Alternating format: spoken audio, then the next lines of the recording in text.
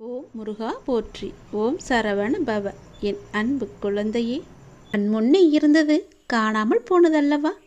இது போன்ற சூழ்நிலைகள் உனக்கு முடிவுக்கு வரப்போகின்றது. உன் வாழ்வில் ஒரு புதிய மாற்றம் வரப்போகின்றது. எது உனக்கு ராசி இல்லாத தினம் என்று மனதுக்குள் நினைத்தாயோ அந்த ராசியான தினமாக அது மாறப்போகிறது. ஏற்கனவே நான் சொன்னபடி உனக்கான நல்வினைகள் செயல்பட ஆரம்பித்து விட்டன.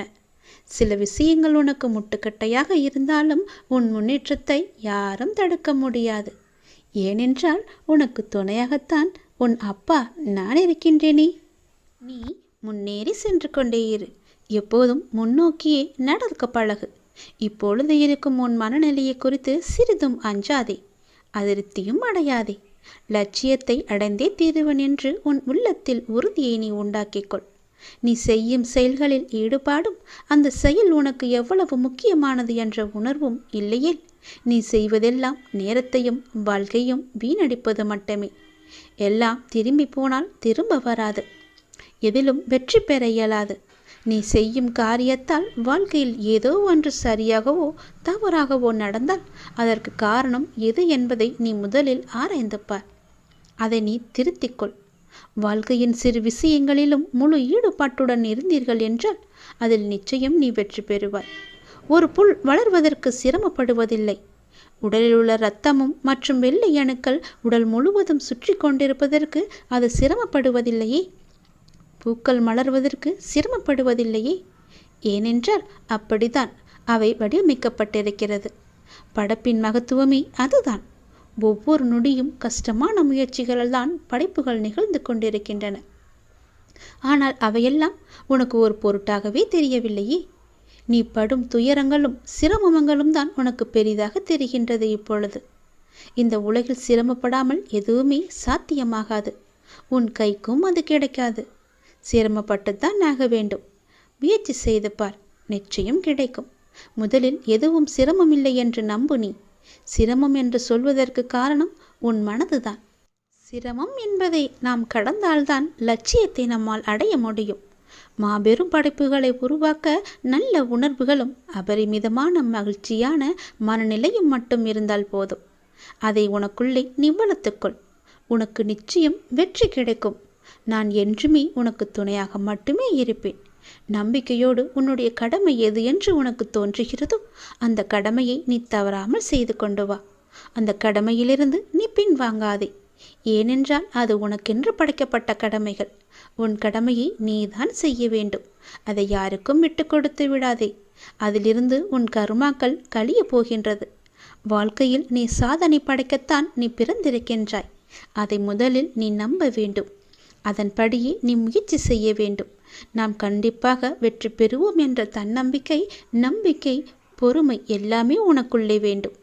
ஆகவே அனைத்தையும் சமநிலையில் நீ ஏற்க உன்னுடைய மனதை நீ தயார் நிலையில் வைத்துக்கொள். எத்தனையோ முறை முயற்சி செய்துவிட்டேன், அது என் கைக்கு கிடைக்கவில்லை. எத்தனையோ முறை அது என் கை நழுவி போய்விட்டது.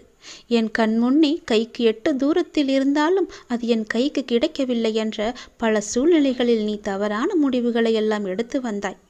இனி அது நடக்காது. இதுவரை உனக்கு கைக்கு எட்டியது, கை நழுவி போனது எல்லாம், உன் கண் முன்னே இருந்தது காணாமல் போனது எல்லாம் இப்போது உன் கைக்கு வரப்போகிறது. உன் கைக்கு எட்டப்போகிறது. எல்லாமே ஒரு முடிவுக்கு வரப்போகிறது. உன் வாழ்வில் பல நல்ல நல்ல மாற்றங்கள், புதிய புதிய மாற்றங்கள் எல்லாம் வரப்போகிறது. உனக்கு ராசி இல்லாதது என நினைத்த ஒன்று இப்போது அதுவே உனக்கு ராசியாகி எல்லாவற்றையுமே உனக்கு ஜெயித்து தரப்போகிறது. ஏற்கனவே நான் சொன்னபடி உனக்கான நல்வினைகள் எல்லாம் செயல்பட ஆரம்பித்து விட்டன. சில விஷயங்கள் உனக்கு முட்டுக்கட்டையாக இருந்தாலும் உன் முன்னேற்றத்தை யாரும் தடுக்க முடியாது. ஏனென்றால் அந்த முட்டுக்கட்டைகளையெல்லாம் உன்னுடைய அப்பா நான் அதை தடுத்தெறிந்து விட்டேன், தகத்தெறிந்து விட்டேன். நீ கவலையின்றி சந்தோஷமாக எல்லாவற்றையுமே செய்து கொண்டு முன்னோக்கி சென்று கொண்டே இரு. உனக்கு வெற்றி என்ற கிரீடத்தை நான் சூட்டி மகிழ்கின்றேன். நிச்சயம் அதை நீயும் பெற்று ஆனந்த கண்ணீர் வடிக்கப் போகின்றாய். உனக்கானதை நான் எடுத்து வைத்து விட்டேன். அது உன்னிடத்தில் சேரும் நாளையும் நான் குறித்து விட்டேன். சந்தோஷமாகவே அதை நீ பெற்றுக்கொள். இழந்த உன் மதிப்பை மீண்டும் பெறப்போகின்றாய். என்னுடைய துணை உனக்கு உண்டு. அதை நீ மறந்து விடாதே. நீ மீண்டு எழும் நாள் அற்புதமான காலமாக இருக்கப் போகிறது. நாம் கடவுளை வணங்கும் போது நம் கண்களில் இருந்து கண்ணீர் வந்தால் என்ன பொருள் தெரியுமா? இதுதான் தெய்வீக ரகசியம். இந்த தெய்வீக ரகசியத்தை நாம் தெரிந்து கொண்டால் நம் மனம் சாந்தியடையும். பெரும்பாலும் நம் மன சோர்வு அடைந்து அல்லது அமைதியற்ற நிலையில் இருக்கும்போது நாம் கடவுளை நினைவில் கொள்கின்றோம் இல்லையா? அல்லது கோவிலுக்கு செல்ல நாம் முயற்சிக்கின்றோம். கடவுளை வணங்கும் போதோ அல்லது கோயிலுக்கு செல்லும் போதோ ஒரு விதமான மன அமைதியை நாம் உணர்கின்றோம். அதனால்தான் சிலர் பெரும்பாலும் கோவிலுக்கு செல்ல விரும்புகிறார்கள். மனம் சோர்வடையும் போது, கலக்கமாக இருக்கும்போது கோவிலுக்கு சென்று மனதை அமைதிப்படுத்துகின்றார்கள். உங்களுக்கு பிடித்த கடவுளை நீங்கள் வணங்கும் போது எப்போதாவது உங்கள் கண்களில் இருந்து கண்ணீர் வரும். இதனுடைய பொருள் என்ன என்பது உனக்கு தெரியுமா? தெரிந்து கொள்ளலாம், அறிந்து கொள்ளுங்கள். கடவுளின் வழிபாட்டும் போது கண்களில் இருந்து கண்ணீர் வந்தால் கடவுளின் தெய்வீக சக்தி ஏதோ ஒரு குறிப்பை நமக்கு உணர்த்துகிறது என்று நாம் அறிந்து கொள்ள வேண்டும். கடவுள் உங்களுக்கு ஒன்று குறிப்பை கொடுக்கிறார் என்று நீங்கள் பொருள் கொள்ள வேண்டும். நீங்கள் அவற்றை புரிந்து கொண்டால் உங்கள் பிரச்சனைகள் எல்லாமே நீங்கிவிடும் என்றும் உங்கள் வேண்டுதலை கடவுள் ஏற்றுக்கொண்டதாகவும் அர்த்தமாகும். இதுதான் கடவுள் உங்களுக்கு முழு ஆசியையும் கொடுப்பதாகவே அர்த்தமாக கொள்கிறது. கடவுளின் அனுகிரகம் உங்களுக்கு கிடைத்துவிட்டால், உங்கள் வேண்டுதல் அவர்கள் செவிகளில் கேட்டுவிட்டால், உங்களுடைய வேண்டுதலுக்கு பலனை நிச்சயம் அவர் தருவார் என்பதற்கான அறிகுறியாக உன் கண்களில் இருந்து அவரே அந்த கண்ணீரை வர வைக்கின்றார். தீபாராதனை காட்டும் போதோ அல்லது கடவுளின் உருவத்தை பார்க்கும் போதோ உனக்கே தெரியாமல், உன்னை அறியாமல் கண்களை திறந்திருக்கும் போதோ அல்லது கண்ணை மூடிக்கொண்டிருக்கும் போதோ உன் கண்களில் இருந்து தண்ணீர் வருகிறது என்றால் நீ வந்ததை அவர் ஏற்றுக்கொண்டார் என்ற அர்த்தம். உன்னை பார்ப்பதற்காகவே அவர் வெகு நாட்களாக காத்திருந்தார். உனக்கான பதிலை சொல்வதற்காகத்தான் அவர் காத்திருந்தார் என்றும், உனக்கு ஆசி வழங்கவே அவர் காத்திருந்தார் என்றும் அர்த்தமாகும். உங்கள் கண்ணீரிலிருந்து கண்ணீர் வந்தால் உங்கள் வழிபாடு மிகவுமே வெற்றிகரமாக முடிந்துவிடும் என்று அர்த்தம். நீ எதை வேண்டி செல்கின்றாயோ அது நிச்சயம் வெற்றியில் முடியும். இப்போது உங்கள் பிரச்சனைகள் அனைத்தும் நீங்கி உங்கள் ஆசைகள் நிறைவேறும் என்றும் கடவுள் உங்களுக்கு ஆசீர்வதிப்பதற்காக ஒரு சின்ன அறிகுறியாக உங்கள் கண்களிலிருந்து கண்ணீர் மலை மலையாக வரும். ஒரு சொட்டு கண்ணீர் வந்தாலும் அதற்கான அறிகுறி தான் அது. கவலைப்படாதீர்கள். கடவுள் எப்பொழுதும் நம் கூடவே இருப்பதற்கு ஒரு சின்ன எளிய பரிகாரம். எப்பொழுதெல்லாம் உங்கள் மனம் பாரமாக இருக்கின்றதோ, உங்கள் பிரச்சனையை தீர்க்க முடியாதது என்று நினைக்கிறீர்களோ, உங்கள் குழப்பங்கள் அதிகமாக இருக்கின்றதோ, அப்பொழுதெல்லாம் உங்கள் விருப்பமான கோவிலுக்கு சென்று அந்த பகவானை நினைத்து ஒரே ஒரு தீபம் ஏற்றி வழிபட்டு அவருக்கு முன்னால் மண்டியிட்டு கையேந்தி நில்லுங்கள். நீங்கள் அந்த தெய்வீகத்தை உணர்ந்து கொண்டால் உங்கள் பிரச்சனைகள் எல்லாம் நீங்கிவிடும் என்றும் உங்கள் வேண்டுதலை கடவுள் ஏற்றுக்கொண்டதாகவும் அர்த்தமாகும். உங்கள் கண்களிலிருந்து கண்ணீர் வந்தால் உங்கள் வழிபாடு நிச்சயம் வெற்றியில் முடியும். தெய்வீக தன்மையுடன் உங்கள் வீட்டை வந்து அடைந்து அதற்கான முயற்சியை செய்யுங்கள். நீ செய்யும் ஒவ்வொரு செயலிலும் ஓம் சரவண பவ என்ற மந்திரம் எப்பொழுதும் ஒலித்து கொண்டே இருக்கட்டும். என்னுடைய அருளும் ஆசையும் எப்போதும் உனக்கு துணை இருக்கும். உனது எண்ணங்கள் அனைத்தும் தவறாக நடக்கின்றதே, என்ன செய்வது என்று நீ யோசிக்காதே. அனைத்தும் மாறப்போகின்றது. நீ எதிலும் நிதானமாக யோசித்து செயல்பட்டாயானால் நிச்சயம் அனைத்துமே மாறும். அவசரப்படாதே. நிச்சயம் உனக்கு வெற்றி மட்டுமே கிட்டும். உன் வாழ்க்கையில் நடக்கின்ற யாவுமே உன் கர்ம வினைகளின் படிதான் நடந்து கொண்டிருக்கின்றன. அப்படி இருக்கையில் நீ துயரங்களை எதிர்கொண்டுதானே ஆக வேண்டும். உன் கர்மாக்களை பற்றி நீ பயப்படாதே. அதற்குத்தான் நான் இருக்கின்றேனே. உன் கர்ம பந்தத்திலிருந்து விரிந்து விடுபட உன்னால் முடிந்த அளவு பிறருக்கு நன்மையை செய். உன்னிடம் உதவிக்கு வருபவர்களை நீ உதாசீனப்படுத்தாதே. உன்னால் எவ்வளவு முடியுமோ அவ்வளவு உதவி செய். முடியாவிட்டால் அவர்களை புண்படுத்தி அனுப்பாதே. உன்னால் முடிந்த உதவியை நீ அவர்களுக்கு செய். அந்த தர்மமே உன்னை இக்கட்டான சூழ்நிலையிலிருந்து உன்னை நிச்சயம் காக்கும். உன் கர்ம வினைகளிலிருந்தும் அது உன்னை காப்பாற்றும்.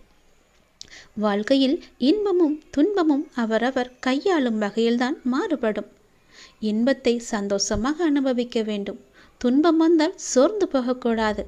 துன்பத்தையும் இன்பமாக ஏற்று நாம் வாழ பழகி கொண்டால் அந்த துன்பம் நம்மை கண்டு அஞ்சி ஓடிவிடும். மற்றவர்கள் எல்லாரும் நிம்மதியாக சந்தோஷத்துடன் வாழ்வதாகவும் நீ மட்டுமே துயரங்களை எதிர்கொள்வதாகவும் புலம்பிக் கொண்டிருக்கின்றாய். அது தவறு. எல்லோருக்கும் அவரவர் வாழ்க்கையில் எல்லா விதமான துன்பங்களும் இன்பங்களும் வந்து கொண்டுதான் இருக்கின்றன. எல்லாம் கலந்துதான் இருக்கும். அதுதான் வாழ்க்கையும். அந்த உண்மையை நீ புரிந்து கொள். அவரவர் வாழ்க்கையின் உள்ளே சென்று பார்த்தால்தான் என்னென்ன துயரங்களை அவர்கள் சுமந்து கொண்டு இருக்கிறார்கள் என்ற உண்மை உனக்கு புரிய வரும். எட்டி இருந்து பார்த்தால் எல்லாமே அழகாகத்தான் தெரியும். நிலாவும் அப்படித்தான். தூரம் இருந்து பார்க்கும் வரைதான் அது அழகான வட்ட வடிவம். உள்ளே சென்று அருகே சென்று பார்த்தால்தான் தெரியும் அதற்குள்ளே எத்தனை மேடு பள்ளங்கள். அதுபோலத்தான் ஒவ்வொரு வாழ்க்கையிலும் எல்லோருடைய வாழ்விலும் மேடு பள்ளங்கள் இருந்து கொண்டுதான் இருக்கும். வெளி உலகத்திற்கு அவர்கள் நன்றாக இருப்பது போல் தோன்றலாம். அதனால் யாரை பற்றியும் யாருடனும் உன்னுடன் ஒப்பிட்டு பார்க்காதே. உனக்கென்று விதிக்கப்பட்டதுதான் உன்னை வந்து சேரும். அவர்களுக்கென்று விதிக்கப்பட்டது அவர்களை வந்து சேரும். அது இன்பமானாலும் சரி துன்பமானாலும் சரி எல்லாவற்றையும் அனுபவிக்க வேண்டியது அவரவருடைய பொறுப்பு. அவரவருக்கு என்று எது விதிக்கப்பட்டதோ அது கண்டிப்பாக நடந்தே தேரும். அதனால் உன் மனதை போட்டு தேவையில்லாமல் நீ குழப்பிக்கொள்ளாதே. நிச்சயம் உனக்கு பல நன்மைகள் காத்திருக்கின்றன. யார் கைவிட்டாலும் என்னை நம்பி வந்த உன்னை நான் கைவிடவே மாட்டேன். பொறுமையையும் நம்பிக்கையையும் எந்த சூழ்நிலையிலும் நீ கைவிட்டு விடாதே. உன்னை விட்டு யார் விலகினாலும் நீ கவலைப்படாதே. எல்லாம் நன்மைக்கே என்று நீ எடுத்துக்கொள்ள பழகிக்கொள். அப்பொழுதுதான் எல்லாவற்றையும் சாதாரணமாக எடுத்துக்கொண்டு அடுத்தபடி எது என்று முன்னோக்கி உன்னால் செல்ல முடியும். நீங்கள் மென்மேலும் வளர்ச்சியடைந்து வாழ்வில் வெற்றி பெறப் போகின்றாய். அது கண்டிப்பாகவே நடக்கும். உனது வாழ்க்கை எல்லா செல்வ வளங்களையும் பெற்று மகிழ்ச்சியாகவே மாறப்போகிறது. உன்னுடைய வாழ்க்கையில் பல அழகிய வண்ண வண்ண பூக்கள் எல்லாம் பூத்து குலுங்க போகின்றது. நிச்சயம் அது நடக்கும். இவை அனைத்தையுமே உன்னை வந்து சேரும்படி நான் அமைத்து தருகின்றேன். என் பரிபூரண அருளும் ஆசியும் அன்பும் உனக்கு வேண்டுமென்றால் நான் சொல்வது போலவே நீ செய். உன் லட்சியங்களில் வெற்றியடையும்படி நான் உனக்கு துணை இருப்பேன். என் வார்த்தைகளை நீ நம்பினால், அப்பா சொல்வது எல்லாமே உன்னுடைய நன்மைக்கு தான் என்று நீ நம்பினால் கண்டிப்பாகவே நான் சொன்னதை நீ செய்வாய். நான் சொல்வதை நீ கண் குளிர பார்ப்பாய், காது குளிர நீ கேட்பாய். உன் வாழ்வில் பல நல்ல மாற்றங்களை கொண்டு வருவதற்கே நான் இருக்கின்றேன் என்பதை நீ முழுமையாக நம்பு. உனக்கு எப்பேற்பட்ட இக்கட்டான சூழ்நிலை வந்தாலும் நான் இருக்கிறேன் என்பதை மட்டும் நீ மறந்து விடாதே. உனது எண்ணங்கள் அனைத்தும் தவறாக போய்கொண்டிருக்கிறது. அது மாயை என்ற வலையில் சிக்கிக்கொண்டு தவித்து கொண்டிருக்கிறது. உன்னை காப்பாற்றவே நான் இப்போது வந்திருக்கிறேன். நான் உனக்காக அவதரித்தவன். அனைத்தும் மாறப்போகிறது. எதிலும் நிதானமாக மட்டும் யோசித்து நீ செயல்படு. எது செய்தாலும் என்னிடம் சொல்லிவிட்டு செயல்படு. உனக்கு நல்லதாக நான் அதை மாற்றி காமிக்கின்றேன். எந்த கர்மா உன்னை நெருங்காமல் நான் பார்த்து கொள்கிறேன். எப்பொழுதும் எனக்கு துணையாக நீங்கள் இருங்கள் அப்பா என்று எப்போது என்னிடம் வந்தாயோ அந்த நொடி முதலே உனக்கான நல்லதுகளை செய்ய நான் ஆரம்பித்து விட்டேன். எது நடந்தாலும் நான் பார்த்து கொள்கிறேன். நீ தைரியமாக இரு. எல்லாவற்றையும் நானே பார்த்து கொண்டு அதற்கான பல வெகுமதிகளை தருகிறேன். இந்த உலகத்தில் உயர்ந்தவர் தாழ்ந்தவர் என்று யாருமே கிடையாது.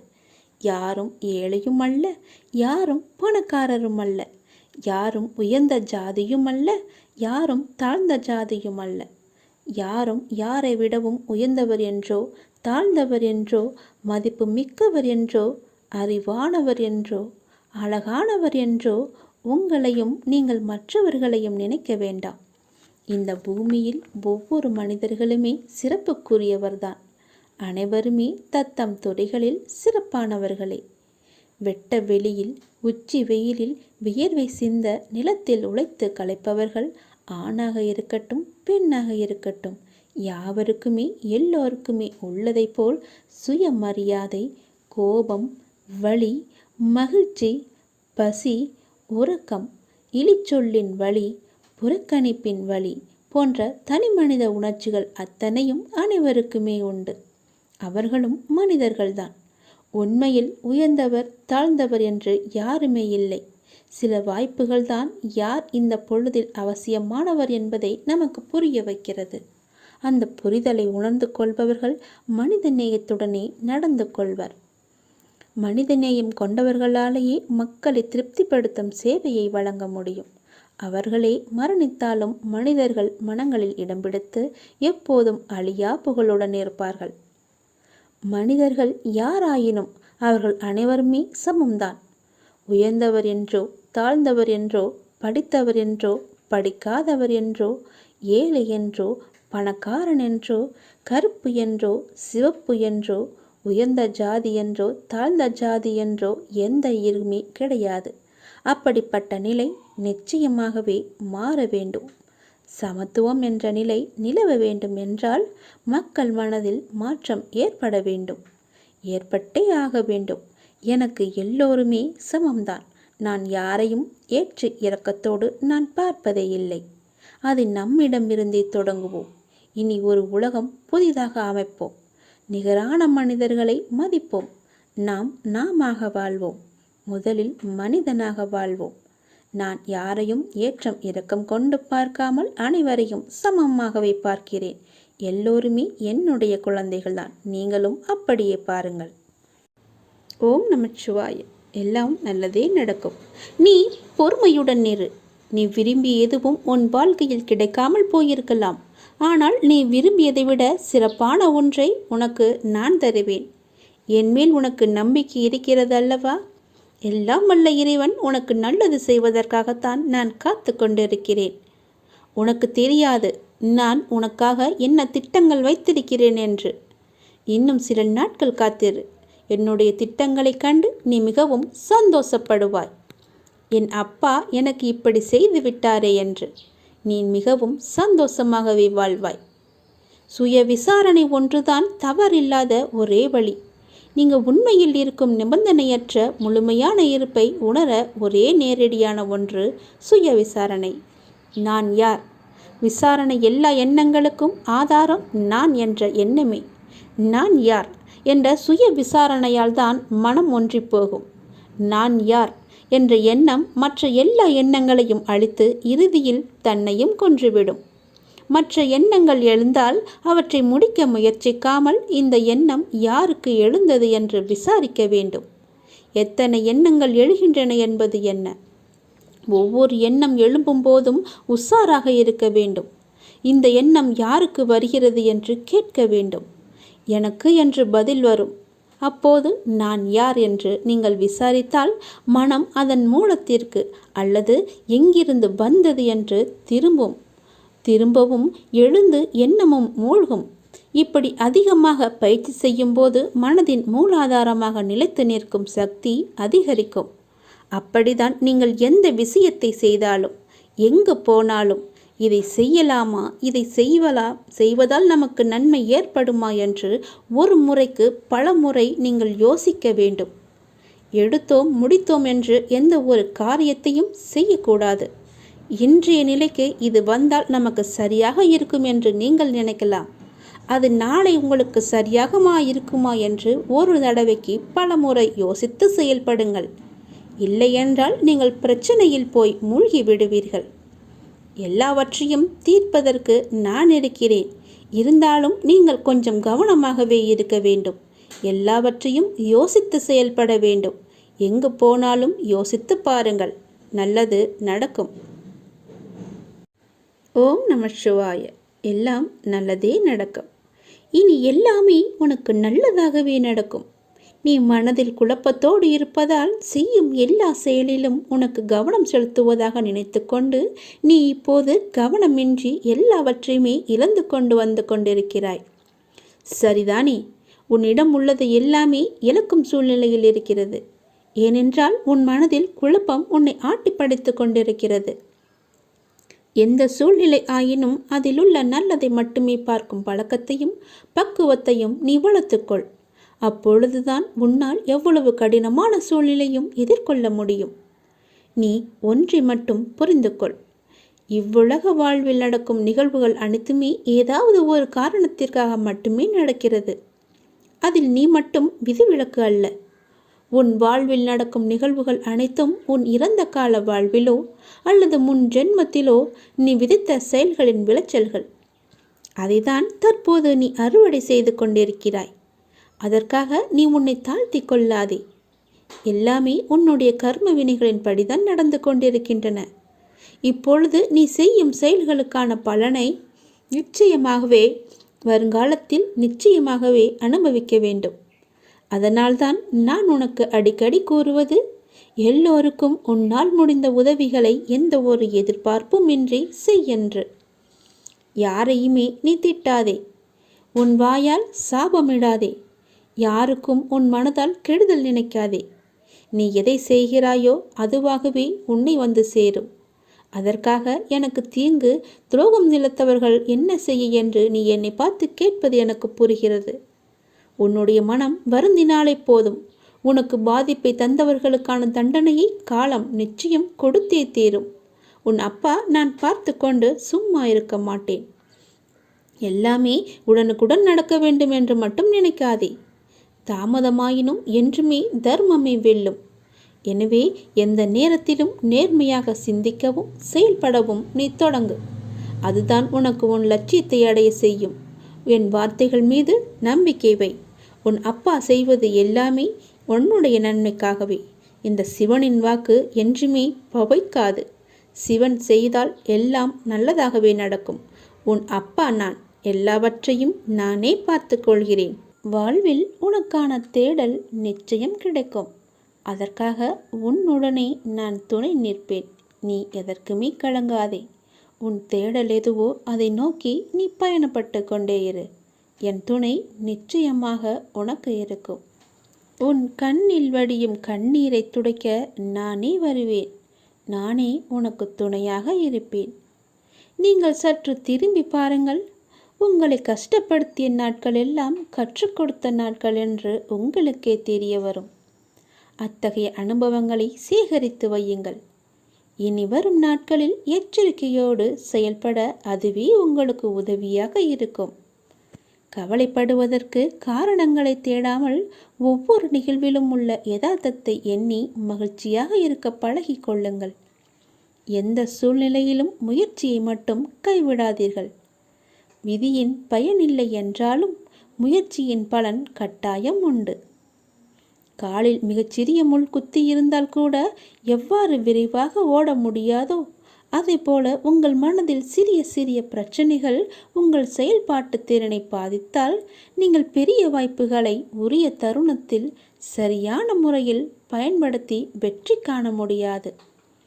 எனவே சிறு பிரச்சனைகளுக்கு முக்கியத்துவம் தராமல் அப்பிரச்சனைகளுக்கு உடனுக்குடன் தீர்வு கண்டு நமது மனதை மிகவும் அமைதியான முறையில் வைத்துக்கொள்வது நமக்கு விரைவிலேயே வெற்றியை ஈட்டித் தரும். வாழ்க்கை முடிவற்ற சாத்தியங்கள் நிறைந்தது. நன்மைகளை அறுவடை செய்ய சரியான நேரத்தில் சரியானதை செய்யுங்கள். கடும் உழைப்பு என்பது ஒரு சந்தோஷம். அதை செய்து கொண்டே இருக்க வேண்டும். வெகு நிச்சயமாய் ஏதோ ஒரு கணத்தில் அந்த கிரீடத்தை தலையில் வைக்கும். அந்த கணம் யாருக்கும் கிரீடம் என்று தெரியாது. ஆனால் உழைப்பவர்களுக்கு கிரீடம் நிச்சயமாகவே உண்டு. ஒருபோதும் உழைப்பவர் தோற்று போக மாட்டார். உழைப்பவருக்கே உழைப்பின் அருமை தெரியும். ஆகவே உழைப்பதை ஒரு வைராக்கியமாக கொண்டு உழைத்து வெற்றி பெற்று நீங்கள் வாழுங்கள். இந்த அப்பாவின் துணை உங்களுக்கு எப்போதுமே இருக்கும். என் அனுக்கிரகத்தால் இந்த பிறவியில் என்னை நீ ஆராதித்து கொண்டிருக்கிறாய். அப்படி என்னை வணங்கும் அவகாசம் உனக்கு கிடைத்ததே ஒரு பெரிய யோகம். நீ இப்பிறவிக்கு சாட்சி. நான் உன் பூர்வ ஜென்மங்கள் அனைத்திற்குமே சாட்சியாக இருப்பேன். நீ எதை பற்றியுமே கவலைப்படாமல் உன்னுடைய இலக்கு எதுவோ அதை நோக்கி நீ பயணப்பட்டு கொண்டே இரு. உன் இலக்கில் எந்த ஒரு கெடுதலும் வராமல் எந்த ஒரு தடையும் வராமல் நான் பார்த்து கொள்கிறேன். என் துணை உனக்கு எப்போதுமே உண்டு.